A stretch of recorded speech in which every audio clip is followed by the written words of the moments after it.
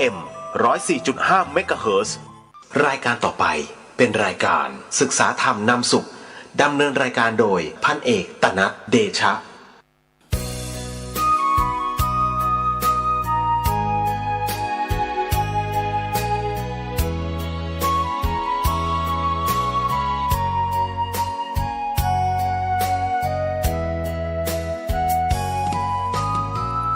วัดเป็นบุญเขตวิเศษสถา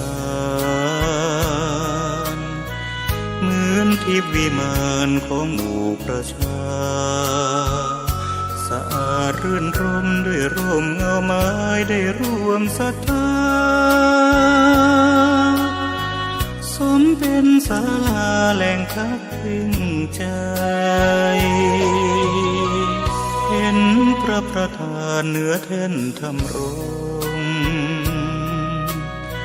เหมือนพุทธองค์เหนืออาจอำไพ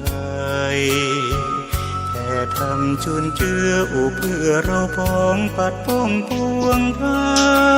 ยขอน้อมดวงใจกราบไหว้วันพระวัดเล็กหรือใหญ่นั้นไม่สำคัญวัดเท่าเทียมกัน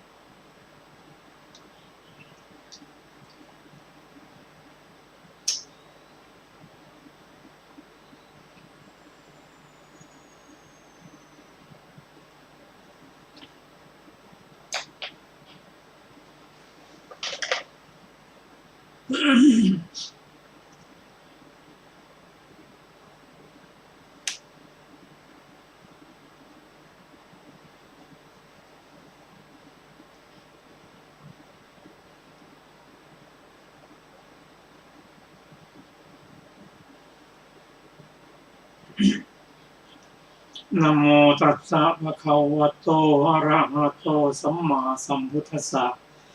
นะโมตัสสะภะคะวะโตอะระหะโตสัมมาสัมพุทธัสสะนะโมตัสสะภะคะวะโตอะระหะโตสัมมาสัมพุทธัสสะขอนอบน้อมแด่พระผู้มีพระภาคอรหันตสัมมาสัมพุทธเจ้าพระองค์นั้นซึ่งเป็นผู้ไกลจากกิเลสตัดไม่ชอบได้โดยพระองค์เองสวัสดีครับท่านผู้ฟังที่เคารพครับท่านผู้ฟังกำลังรับฟังรายการศึกษาธรรมนำสุขมีแสดงให้ท่านผู้ฟังทุกวันเสาร์ตั้งแต่เวลา 15 นาฬิกาถึง 16 นาฬิกาดำเนินรายการโดยกระผมพันเอกธนัสเดชะมีอาจารย์สรภาเดชะเป็นผู้ร่วมรายการวันนี้เราได้นำมัตตปิฎกฉบับอรรถกถาเล่มที่ 35 มาศึกษากันในพระสูตรที่เราจะต้องศึกษากันในวันนี้ก็เป็นเรื่องเกี่ยวกับธรรมหมวด4เราจะมาทบทวนกันก่อนถึงพระสูตรที่เราได้ศึกษากันในครั้งก่อนเราจะเริ่มศึกษากันทั้งพระสูตรที่ว่าความสุข4ประการความสุข4ประการนี้คืออะไร1สุขจากการมีทรัพย์2สุขจากการใช้สอยทรัพย์ 3. สุขจากการไม่เป็นหนี้ 4. มีความสุขจาก อาชีพสุจริตเราลองมาพิจารณา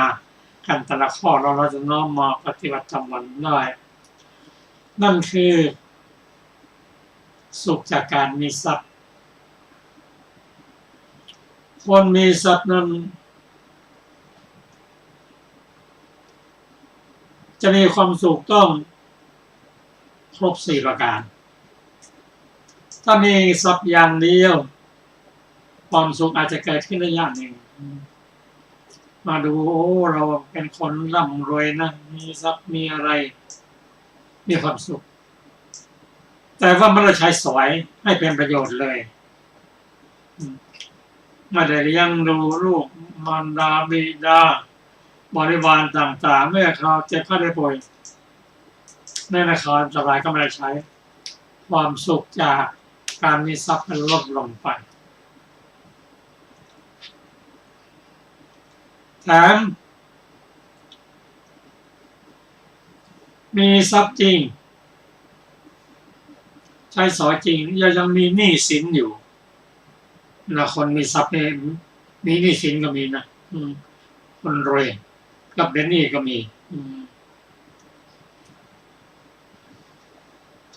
นาทานังทุกขังโลเกลงตรัสว่าความเป็นหนี้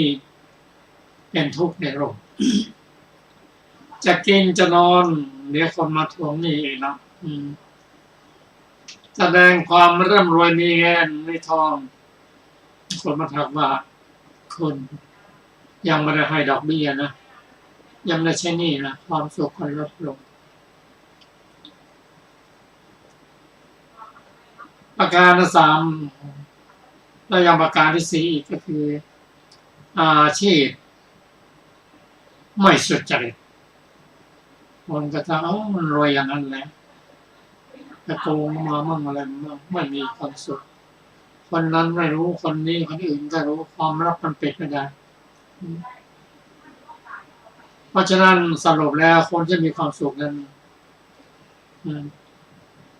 คำว่ารวยนั้นเอาอะไรมาวัด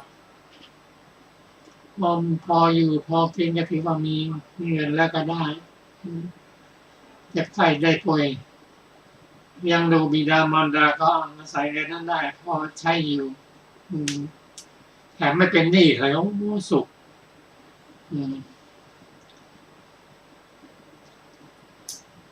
ทำมาหากินก็เลยสุจริต4ข้อนี้เป็นความสุขในปัจจุบันชาติเราจะให้ความสุขหลังจากสิ้นชีวิตไปแล้วองหาทิฏฐิจะยากอันนี้เป็นข้อคิดในพระสูตรที่เราศึกษากันถึงเรื่องความสุข4ประการตรงกันข้ามก็มีความทุกข์อยู่นานไปก็แน่นอนตกนรกทั้งขณะมีชีวิตตายและตกนรกเลยนั่นคือ1เป็นผู้ฆ่าสัตว์เป็นปกติ2เป็นผู้ยักยอกโกงเข้ามาเป็นปกติ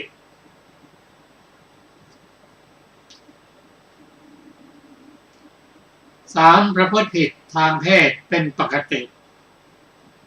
ไม่มีความสุข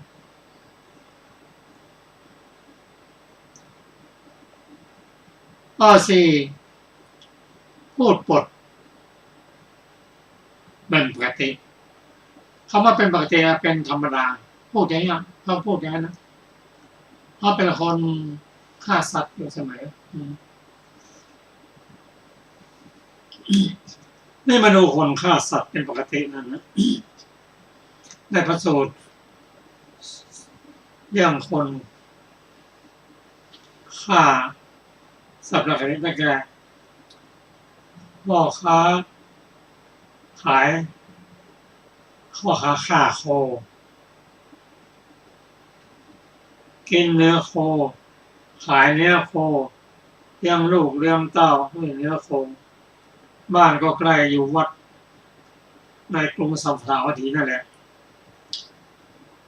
54 ปีข้าวทัพพีก็ไม่เคยทำบุญเลยปกติเป็นอย่างนั้นตกนรก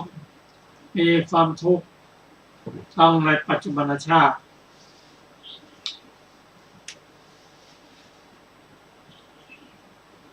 สิ้นชีวิตตัวตายกายแตกแล้วก็ย่อมไม่บานไม่ต้องถามมากเช่นอย่างตอนนี้ไปตอนนี้ทางเดียวคุณไปแล้วอีกนั่นแหละลงนรกโลกเดียวอันนี้เป็นพระสูตรที่เราน้อมมาพิจารณาถึงแม้ว่าไม่ได้เป็นปกตินานๆฆ่าสัตว์ครั้งหนึ่งนานๆลักทรัพย์ครั้งหนึ่งนานๆผิดลูกผิดเมียให้อีกครั้งหนึ่งนานๆพูดปดครั้งหนึ่งมันก็ตกนรกเหมือนกันแต่ไม่หนักเหมือนปกติสิ่งเหล่านี้หลักไว้ว่าถ้าใครอยากจะมีความสุขในโลกนี้โลกหน้าพัฒนาตนได้เปลี่ยนอาชีพได้แก้ไขได้เพราะมันมีใครเลยที่จะอาจมาอย่างบริสุทธิ์ต้องฝึกต้องนั่นฝึกฝนนั่นเราถึงจะมีความสุขกัน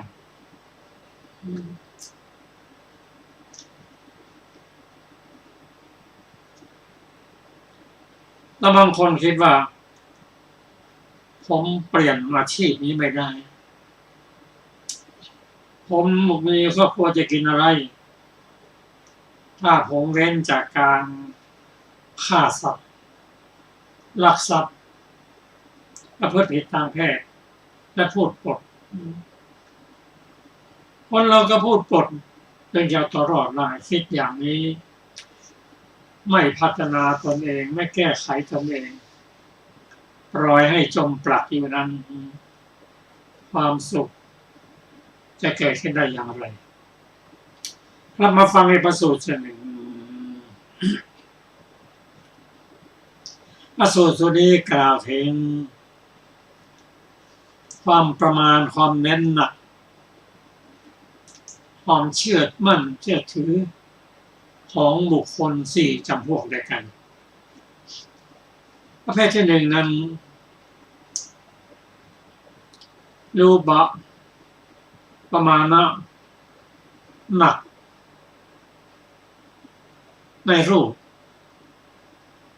ปงามอย่างเดียวหนักไม่สนใจอย่างอื่นเลยถ้าเป็นผู้หญิงก็งามอย่างเดียวงามแต่นอกไม่แผ่วก็ต้องพัฒนาตัวเองเราเคยเห็นว่าโลกนี้พัฒนาสมัยก่อน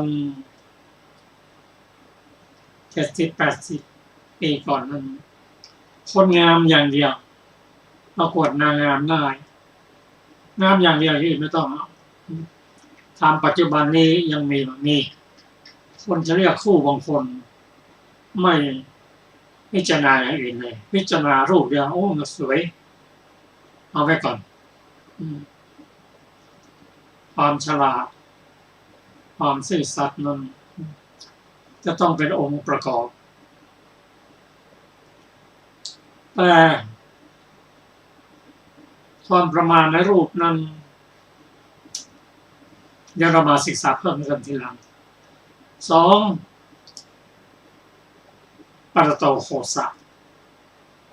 พระสูตรอีกสูตรหนึ่งกล่าวถึงชื่อเสียงไม่ได้ว่าเสียงกึกก้องไม่ใช่เอาชื่อเสียงคนนั้นมีชื่อเสียงดีเราจะไปฟังพระเทศน์เราก็ต้องรู้ว่าพระองค์นั้นเป็นยังไงมั่งจะไปฟังใครพูดว่าคนนั้นเขามีปริญญา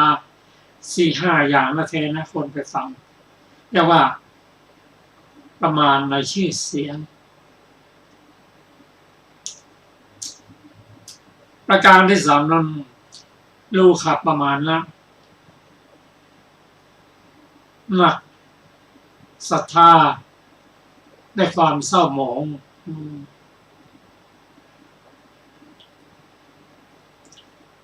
แค้นและสงสารเอ็นดูว่าท่านทำไมถึงเป็นอย่างนี้เนาะยิ่งมีความรู้ก็โอ้ศรัทธาไม่สนใจในการแต่งตัวเลยเอาวิชาเป็นหลักเอาความรู้เป็นหลักก็มีอาการที่สี่นั้นธรรมะประมาณนะเอาความรู้ความดีเป็นประมาณ ไม่สนใจในรูป แต่ความดีเขามีหลักมีธรรมเอาเนี่ยเป็นหลักแต่ถามว่าถูกต้องมั้ยก็ถูกต้องคนงามต้องงามด้วยกริยามารยาทและความรู้ประกอบที่กล่าวโดยทั่วไปแต่ในทางพระสูตรนั้นจะเน้นหนักเป็นเรื่องของการเผยแผ่พระพุทธศาสนาของพระพุทธเจ้า อาจจะหลับหัวข้อกันหน่อย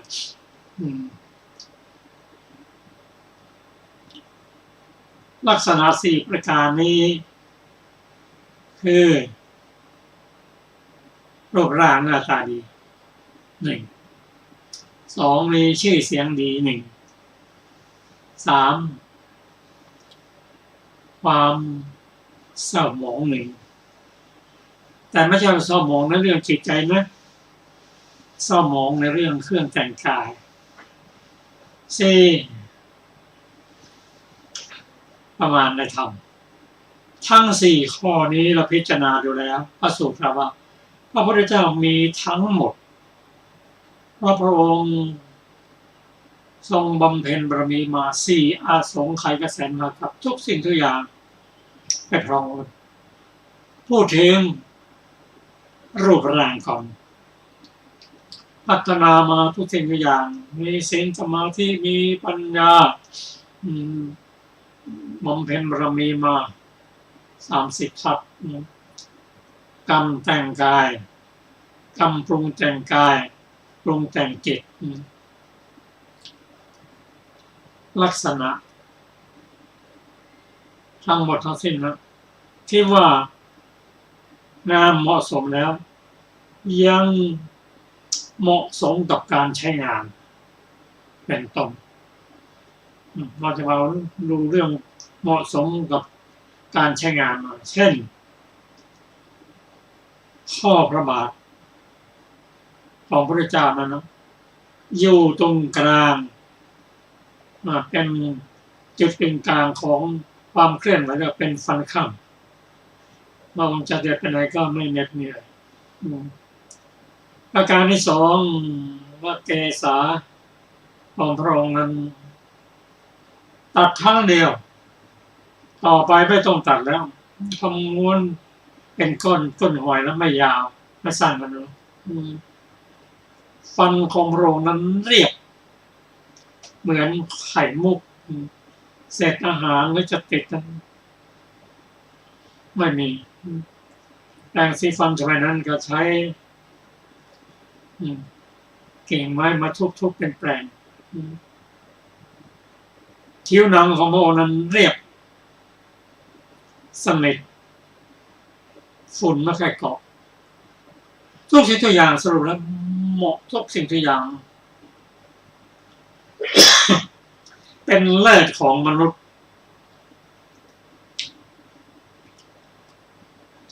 เป็นเลิศของมนุษย์ตัด2 เท้า4 เท้าไม่มีเท้ามีเท้ามากอย่ามาเทียบเลย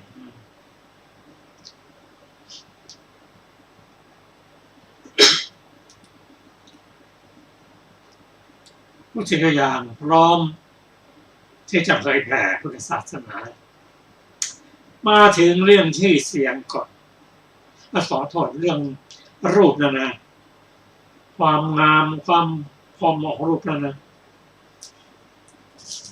มีคนที่ประมาณหนักมากๆคือท่านวักกะลิโอ้เห็นพุทธรูปติดในรูปนะจะอยู่ที่ไหนขอให้อยู่ใกล้พอได้เห็นรูปเท่านั้นพระองค์ตรัสว่าวักกะลิเธอจะมาสนใจทำไมกับร่างกายเน่านี้อัปเปหิวักกะลิพระองค์ขับไล่ในที่สุดก็ได้ดีก็อยู่ใกล้พระองค์แล้วมาถึงข้อ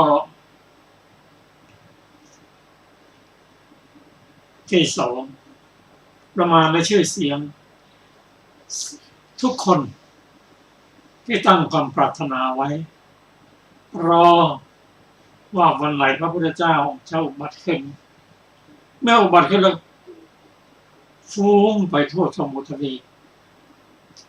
ได้ข่าวว่าพระพุทธเจ้าเกิดขึ้นแล้วออกบวชจากวรรณกษัตริย์พระองค์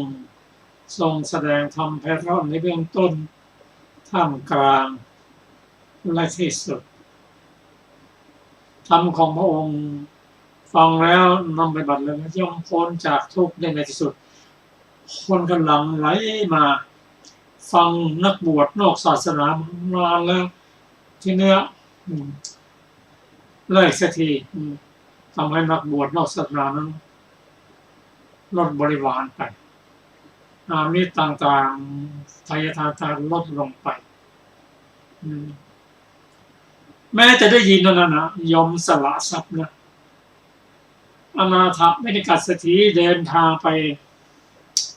กรุงราชคฤห์ระหว่างทางมีคนบอกว่าผ่านเศรษฐีตอนนี้พระพุทธเจ้าอุบัติแล้วนะไหนนะว่ายังไงนะปัจจุบันนี้พระพุทธเจ้าอุบัติแล้วจริงเนี่ยจริงรับรองได้แล้วนะให้รางวัลแค่นั้นเลยยังพระธรรมอุบัติแล้วพระสงฆ์อุบัติแล้วอันนี้เรียกว่าปาตโตโคสะชื่อเสียงคุณงามความดีคนหนักในเรื่อง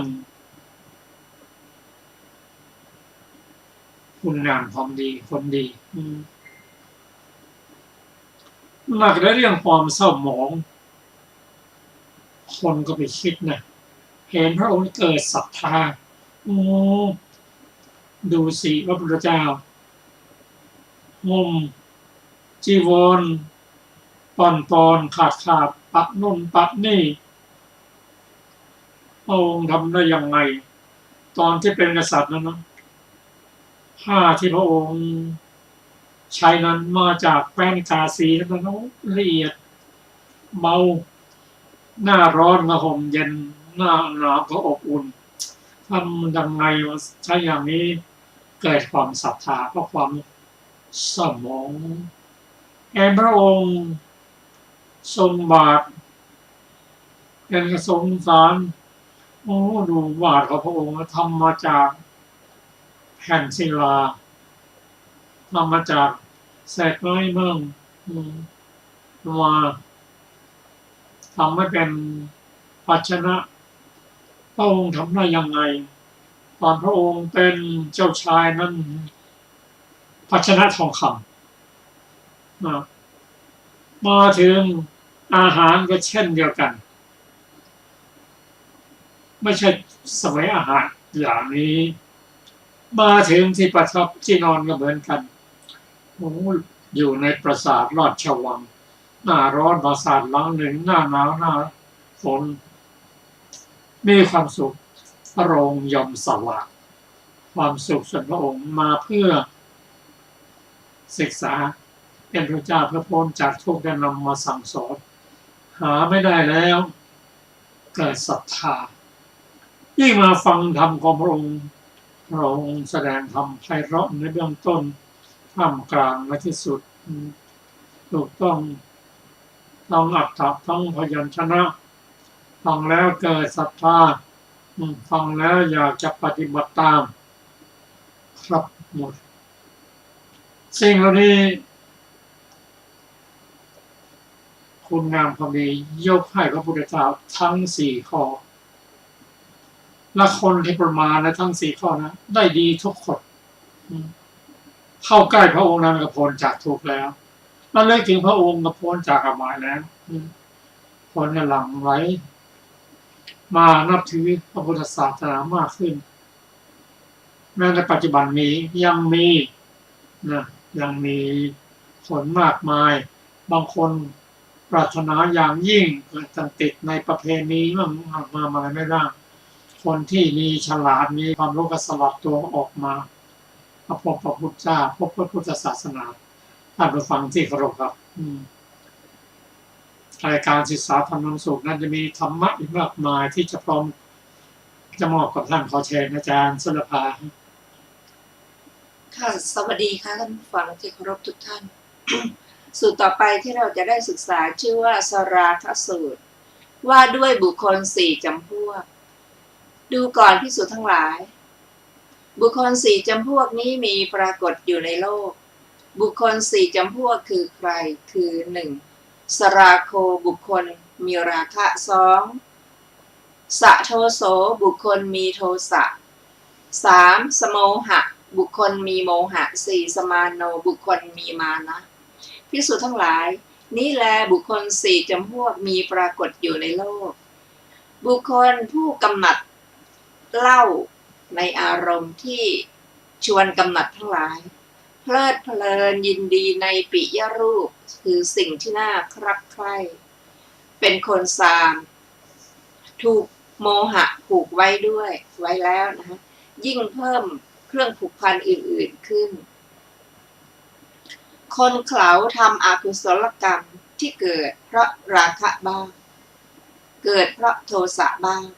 เกิดเพราะโมหะบ้างอันเป็นกรรมมีความคับแค้นมีผลเป็นทุกข์คนเขลาเหล่านั้นเป็นคนอันอวิชชาปิดบังแล้วเป็นคนบอดมือเป็นคนบอดไม่มีจักษุคือปัญญาธรรม3มีอยู่อย่างใดเขาก็เป็นอยู่เหมือนอย่างนั้นไม่รู้สึกตัวว่าเป็นอย่างนั้นเสียด้วยจบสราคสูตรที่6ซึ่งมีอรรถกถาวินิจฉัยดังต่อไปนี้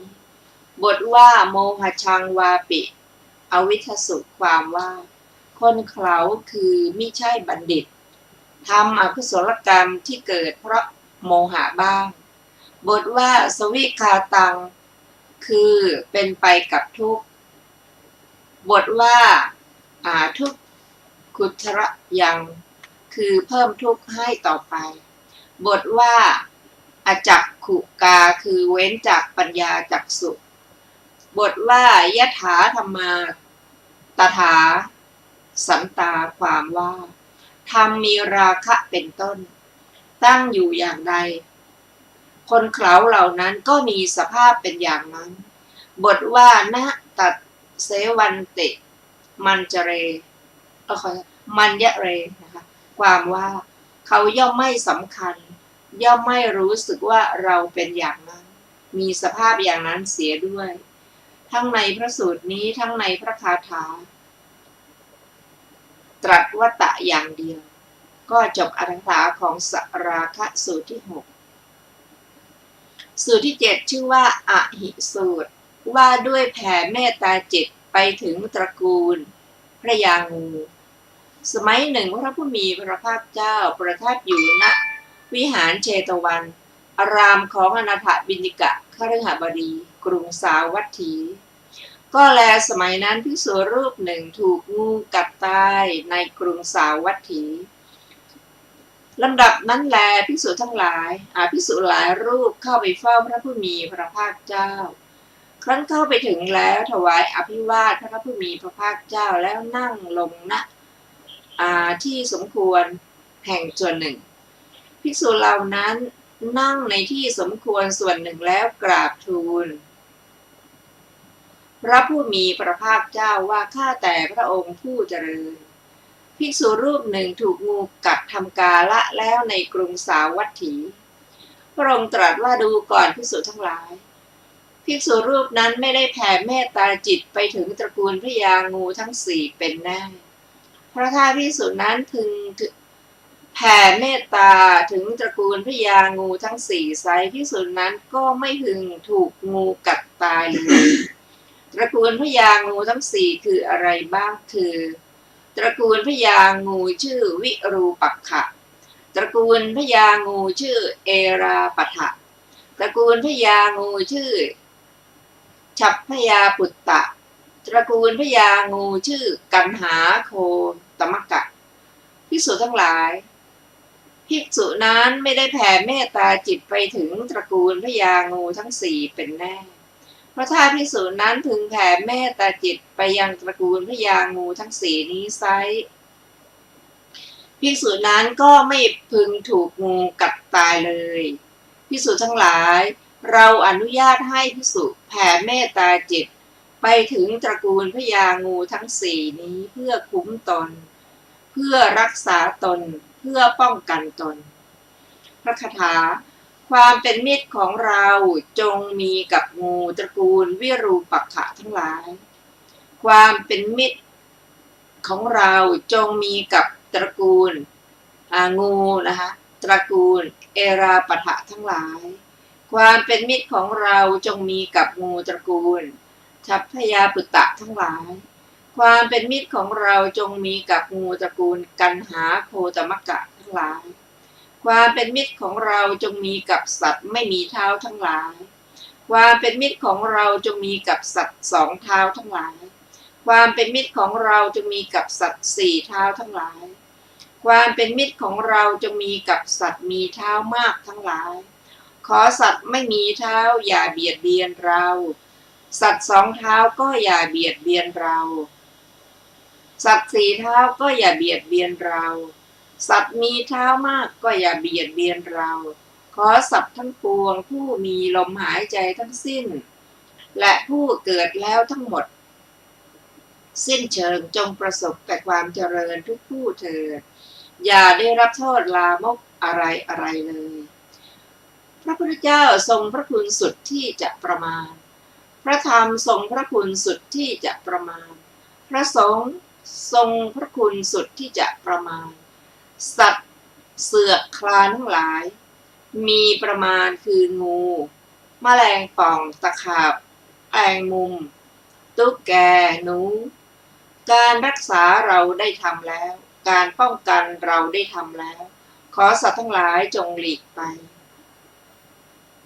ข้าขอนอบน้อมแด่พระผู้มีพระภาคเจ้านอบน้อมแด่พระสัมมาสัมพุทธเจ้า7พระองค์จบอหิสูตรที่7ซึ่งมีอรรถกถาวินิจฉัยดังต่อไปนี้บทว่าอิมานิจัตตาริอหิราชกุลานินี้ตรัสหมายถึงพิษที่ถูกงูกัดพิษที่ถูกงูกัดเหล่าใดเหล่าหนึ่งพิษเหล่านั้นทั้งหมดอยู่ภายในตระกูลพญางูทั้งสี่เหล่านี้บทว่าอัตตะพุติยาคือเพื่อคุ้มตนบทว่าอัตตะรักขายะคือเพื่อรักษาตนบทว่าอัตตะปริตายะคือเพื่อป้องกันตนอธิบายว่าเราจึงอนุญาตปริตไว้ดังนี้บัดนี้ภิกษุพึงทำปริตนั้นโดยวิธีใดเมื่อทรงแสดงวิธีนั้นจึงตรัสว่าวิรูปักเขหิเมเป็นต้นในบทเหล่านั้นบทว่าวิรูปักเขหิได้มีเมตตาจิตแก่เมตตาจิตกับงูตระกูลวิรูปักขะแม้ในตระกูลงูที่เหลือก็นัยนี้เหมือนกันบทว่าอปาทะเกหิได้แก่มีเมตตาจิตกับสัตว์ไม่มีเท้าทั้งหลาย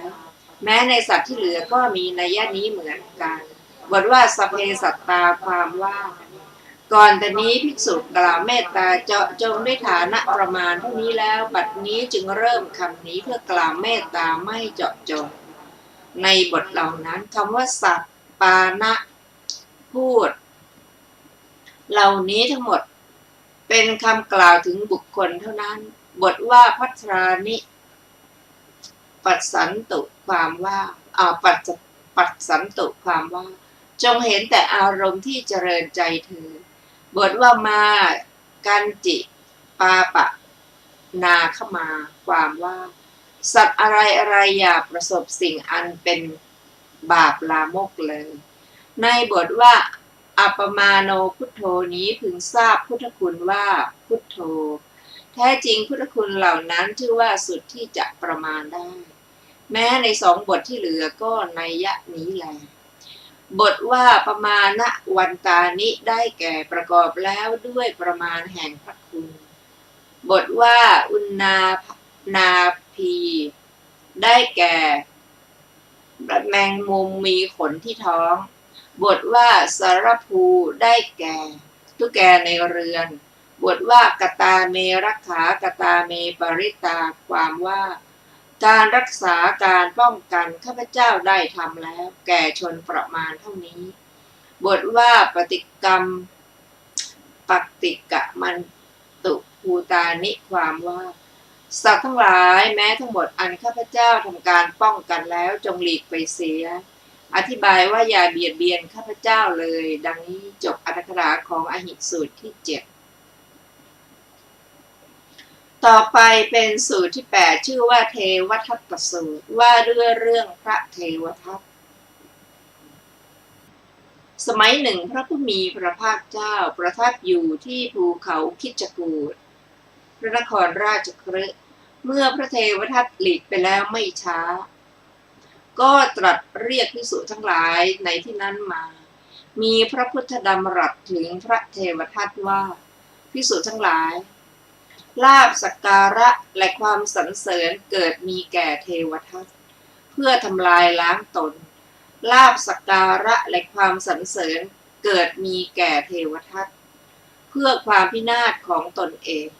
เปรียบเหมือนต้นกล้วยออกผลมากสำหรับฆ่าตัวเองออกผลมาก็เพื่อความพินาศของตัวเองฉันใดลาภสักการะและความสรรเสริญเกิดมีแก่เทวทัตก็เพื่อทำลายล้างตนลาภสักการะและความสรรเสริญเกิดมีแก่เทวทัตก็เพื่อความพินาศของตัวเองฉะนั้นเหมือนกันเปรียบเหมือนต้นไผ่ออกขุยมาก็สำหรับฆ่าตัวเองออกขุยมาก็เพื่อความพินาศของตัวเองฉันใดต้นอ้อออกขุยมาก็สำหรับฆ่าตัวเอง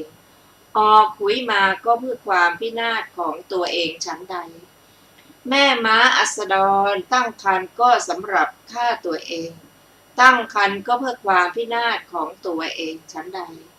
ลาภสักการะและความสรรเสริญเกิดมีแก่เทวทัตก็เพื่อทำลายล้างตนลาภสักการะและความสรรเสริญมีแก่เทวทัตก็เพื่อความพินาศของตัวเองฉะนั้นเหมือนกันพระคาถากล่าวว่าผลกล้วยฆ่าต้นกล้วยขุยไผ่ฆ่าต้นไผ่ขุยอ้อฆ่าต้นอ้อลูกม้าอัสดรฆ่าแม่ม้าอัสดรฉันใดสักการะก็ทำลายล้างคนชั่วเสียฉะนั้นจบเทวทัตสูตรที่ 8ซึ่งมีอรรถกถาวินิจฉัยดังต่อไปนี้บทว่าอาจิรปักกันเตเทวทัตเตความว่าเมื่อเทวทัตทำสังฆเทศแล้วหลีกไปไม่นานบทว่าปราภวายะได้แก่เพื่อความเสื่อมเพื่อความพินาศบทว่าอัสตรีความว่าม้าอัสดรเกิดในท้องของแม่ลาบทว่าอัตตวทายะขพังคันหาติความว่าคนทั้งหลายผสมแม่ลานั้นกับพ่อม้าแม่ม้าอัสดรนั้นตั้งท้องแล้วเมื่อถึงเวลาก็ออกลูกไม่ได้ยืนเอาเท้าทั้งสองตะกุยแผ่นดินเมื่อเป็นเช่นนั้นเขาจึงผูกเท้าทั้ง4ของมันไว้ที่หลัก4หลักผ่าท้องนำลูกออกมันจึงตายณที่นั้นด้วยเหตุนั้นจึงตรัสถึงแม่ม้าอัสดรนั้น จบอรรถกถาเทวทัตสูตรที่8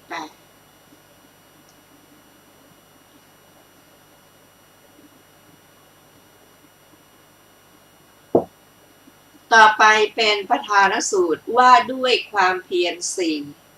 ดูก่อนภิกษุทั้งหลาย ประธานความเพียรสี่ประการนี้ประธานสี่คืออะไรบ้างคือสังวรประธานเพียรระวังปหานะประธานเพียรละภาวนาประธานเพียรบำเพ็ญอนุรักษนาประธานเพียรตามรักษาไว้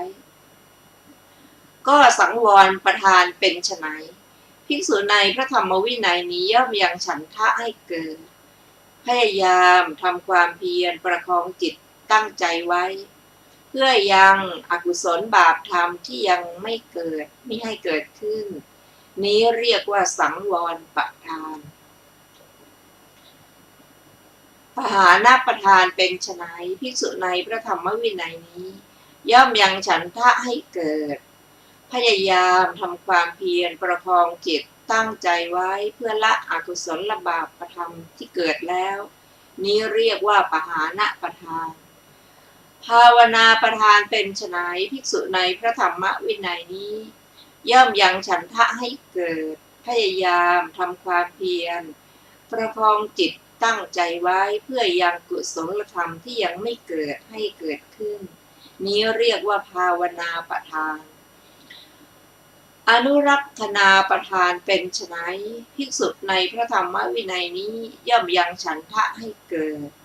พยายามทำความเพียรประคองจิตตั้งใจไว้เพื่อให้กุศลธรรมที่เกิดแล้วคงอยู่ไม่เลือนหายไปให้พิยโยภาพไพบูลย์เจริญเต็มที่นี้เรียกว่าอนุรักษนาประธานดูก่อนภิกษุทั้งหลายนี่แลประธานสี่ประการคือพระคาถากล่าวว่าเพียรระวังหนึ่งเพียรละหนึ่งเพียรบำเพ็ญหนึ่งและเพียรตามรักษาไว้หนึ่งประธานสี่ประการนี้พระพุทธเจ้าผู้เผ่าพันธุ์แห่งพระอาทิตย์ทรงแสดงไว้เป็นเครื่องให้ภิกษุผู้มีความเพียรในพระศาสนานี้บรรลุถึงความสิ้นทุกข์จบประธานสูตรที่9ซึ่งมีอรรถกถาวินิจฉัยดังต่อไปนี้ความเพียรเพื่อระวังกิเลสคือเพื่อปิดทางเข้าของกิเลสชื่อว่าสังวรประธาน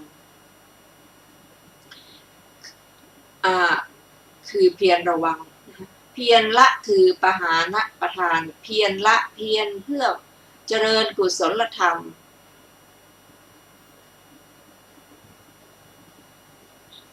เพียรละชื่อปหานะประธานเพียรละเพียรเพื่อเจริญกุศลธรรมชื่อภาวนาประธานเพียรบำเพ็ญคือเพียรเพื่อตามรักษากุศลธรรมเหล่านั้นชื่ออนุรักษประธานคือเพียรตามรักษาไว้จบอรรถกถาของประธานสูตรที่9ในสูตรที่10ชื่อว่าธรรมิกสูตรว่าด้วยพระราชาประพฤติไม่เป็นธรรมและเป็นธรรมดูก่อนภิกษุทั้งหลายในสมัยใดพระราชาทั้งหลายประพฤติไม่เป็นธรรมในสมัยนั้นแม้ข้าราชการทั้งหลายก็พลอยประพฤติไม่เป็นธรรมเมื่อข้าราชการประพฤติไม่เป็นธรรมพราหมณ์และข้าฤหับดีทั้งหลายก็ประพฤติไม่เป็นธรรมบ้างเมื่อพราหมณ์และข้าฤหับดีทั้งหลายประพฤติไม่เป็นธรรมชาวบ้านชาวเมืองก็ประพฤติไม่เป็นธรรมไปตามกันครั้นชาวบ้านชาวเมืองประพฤติไม่เป็นธรรมดวงจันทร์ดวงอาทิตย์ก็โคจรไม่สม่ำเสมอครั้นดวงจันทร์ดวงอาทิตย์โคจรไม่สม่ำเสมอดาวนักษัตริย์ทั้งหลายก็เดินไม่เที่ยงตรงประพฤติไม่เป็นธรรมครั้นดาวนักษัตริย์ทั้งหลายเดินไม่เที่ยงตรงคืนและวันก็เคลื่อนไปครั้นคืนและวันเคลื่อนไปเดือนและปักก็คลาดไปครั้นเดือนและปักคลาดไปฤดูและปีก็เคลื่อนไปครั้นฤดูและปีเคลื่อนไปลมก็พัดผันแปรไปครั้นลมพัดผันแปรไปลมนอกทางก็พัดผิดทาง ครั้นลมนอกทางพัดผิดทางเทวดาทั้งหลายก็ปั่นป่วนครั้นเทวดาทั้งหลายปั่นป่วนฝนก็ไม่ตกตามฤดูกาลครั้นฝนไม่ตกตามฤดูกาลข้าวกล้าทั้งหลายก็สุกไม่ดีดูก่อนภิกษุทั้งหลายมนุษย์ทั้งหลายบริโภคข้าวที่สุกไม่ดีย่อมอายุสั้นผิวพรรณก็ไม่งามกำลังก็ลดถอยและมีอาพาธมากดูก่อนภิกษุทั้งหลายในสมัยใดพระราชาทั้งหลายประพฤติเป็นธรรม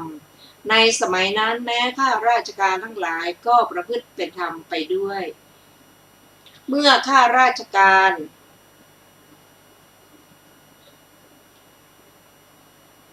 ทั้งหลายประพฤติเป็นธรรมพราหมณ์และข้าฤหับดีทั้งหลายก็ประพฤติเป็นธรรมบ้างเมื่อพราหมณ์และข้าฤหับดีทั้งหลายประพฤติเป็นธรรมชาวบ้านชาวเมืองก็ประพฤติเป็นธรรมไปตามกันครั้นชาวบ้านชาวเมืองประพฤติเป็นธรรมดวงจันทร์ดวงอาทิตย์ก็โคจรสม่ำเสมอครั้นดวงจันทร์ดวงอาทิตย์โคจรสม่ำเสมอดาวนักษัตริย์ทั้งหลายก็เดินสม่ำเสมอครั้นดาวนักษัตริย์ทั้งหลายเดินสม่ำเสมอคืนและวันก็ตรงครั้นคืนและวันตรงเดือนและปักก็ตรงครั้นเดือนและปักตรงฤดูและปีก็สม่ำเสมอครั้นฤดูและปีสม่ำเสมอลมก็พัดเป็นปกติครั้นลมพัดเป็นปกติลมในทางก็พัดไปถูกทางครั้นลมในทางพัดไปถูกทางเทวดาทั้งหลายก็ไม่ปั่นป่วนครั้นเทวดาครั้นเทวดาทั้งหลายไม่ปั่นป่วนฝนก็ตกตามฤดูกาลครั้นฝนตกตามฤดูกาลข้าวกล้าทั้งหลายก็สุกได้ที่ดูก่อนภิกษุทั้งหลายมนุษย์ทั้งหลายได้บริโภคข้าวที่สุกได้ที่ย่อมมีอายุยืนผิวพรรณงามมีกำลังและมีอาพาธน้อยพระคาถาเมื่อฝูงโคข้ามฟากอยู่ถ้าโคโจกตัวนำฝูงไปคดโคนอกนั้นไปคดตามกันในหมู่มนุษย์เหมือนกันถ้าท่านผู้ได้รับสมมุติให้เป็นใหญ่ประพฤติไม่เป็นธรรมไซประชาชนนอกนี้ก็จะประพฤติไม่เป็นธรรมด้วยถ้าพระราชาไม่ตั้งอยู่ในธรรมรัฐทั้งปวงก็ยากเข็ญ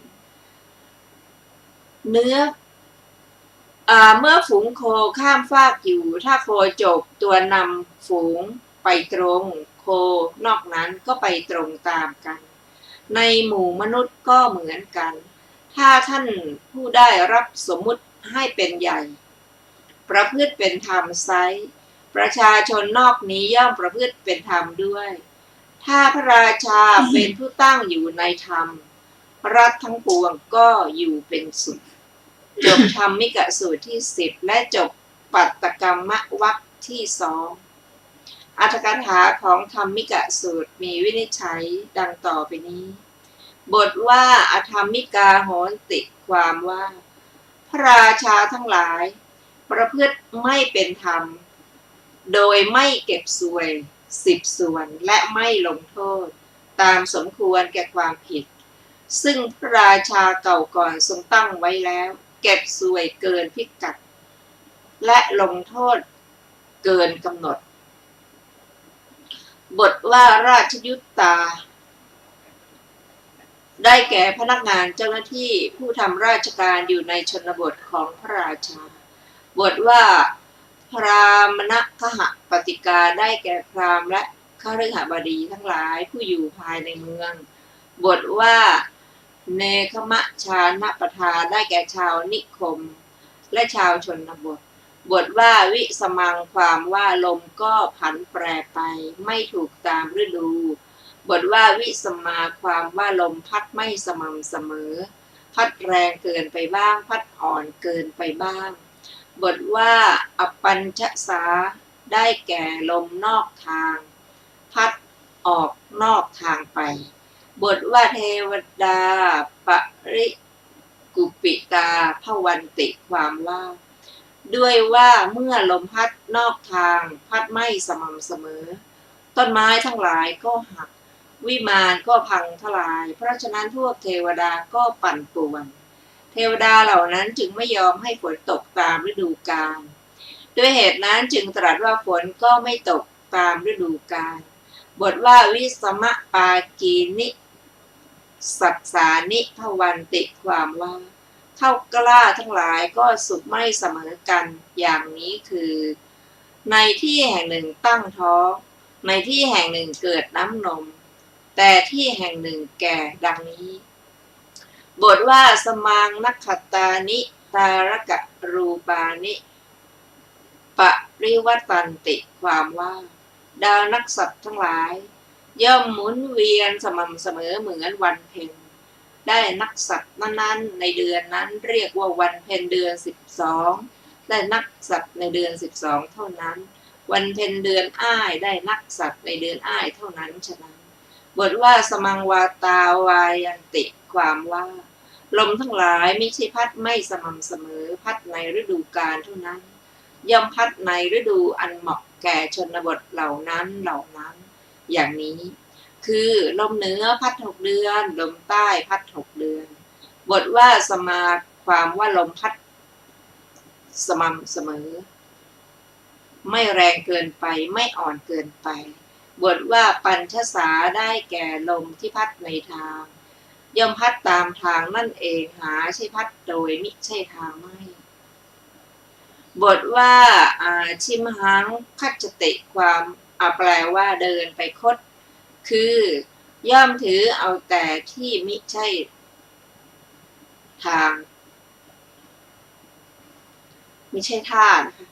บทว่าเนเตชิมหังคเตสติได้แก่โคชื่อว่าเนตตาพระนำไปอธิบายว่าเมื่อโคตัวนำเดินไปคดถือเอาแต่ที่ท่าค่ะไม่ใช่ท่าโคแม้นอกนี้ย่อมถือเอาแต่ที่มิใช่ท่าตามกันไปปาฐะว่าเนนเตดังนี้ก็มีบทว่าทุกขังเสติแปลว่าย่อมนอนเป็นทุกข์อธิบายว่าประสบทุกข์แล้วเราได้ศึกษามาจนจบอรรถกถาของธรรมิกสูตรที่10และจบปัตตกรรมวรรควรรณนาที่2และในพระสูตรปนกับคาถาจบบริบูรณ์รวมพระสูตรที่เราได้ศึกษาในวรรคนี้ทั้งหมดคือปัตตกรรมสูตรอนันนาถสูตรสัพพรมสูตรนิระยะสูตรรูปสูตรสราคสูตรอหิสูตรเทวทัตตสูตรปทานสูตรและธรรมิกสูตรพร้อมทั้งอรรถกถาท่านผู้ฟังที่เคารพวันนี้รายการศึกษาธรรมนำสุขก็ได้หมดเวลาลงแล้วเราจะได้มาศึกษาต่อในวันศุกร์หน้าเวลา 14 นาฬิกาเป็นต้นไปวันนี้ขอบพระคุณทุกท่านที่ได้ร่วมศึกษาด้วยกันขอมีความสุขสวัสดีเจริญในธรรมยิ่งๆค่ะสวัสดีค่ะ